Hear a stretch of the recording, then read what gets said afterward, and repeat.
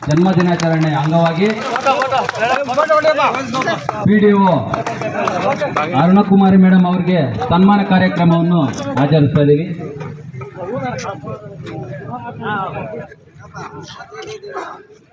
ಆಯ್ತಾ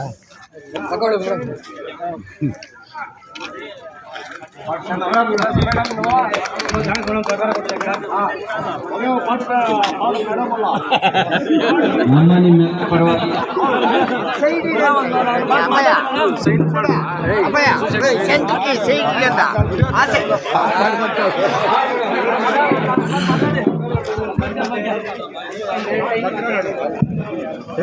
ನಮಸ್ಕಾರ. ನಮಗೆಲ್ರಿಗೂ ಗೊತ್ತಿದೆ, ಇವತ್ತೆಲ್ಲ ದೇಶಾದ್ಯಂತ ಹಬ್ಬದ ವಾತಾವರಣ ಇದೆ ಅಂತ ಅನ್ಕೊಂಡಿದ್ದೀನಿ ನಾನು. ಈ ದಿನ ಬಾಬು ಜಗಜೀವನ್ ರಾಮ್ ಹಾಗೂ ಅಂಬೇಡ್ಕರ್ ಜಯಂತಿಯ ಎಲ್ಲರಿಗೂ ಅಷ್ಟೇ ಅಂಬೇಡ್ಕರ್ ಜಯಂತಿಯ ಎಲ್ಲರಿಗೂ ಶುಭಾಶಯಗಳನ್ನು ತಿಳಿಸ್ತಾ, ನಮ್ಮೆಲ್ರಿಗೂ ಗೊತ್ತಿದೆ ಅಂಬೇಡ್ಕರ್ ಎಂಥ ಮಹಾನ್ ವ್ಯಕ್ತಿ ಅಂತ.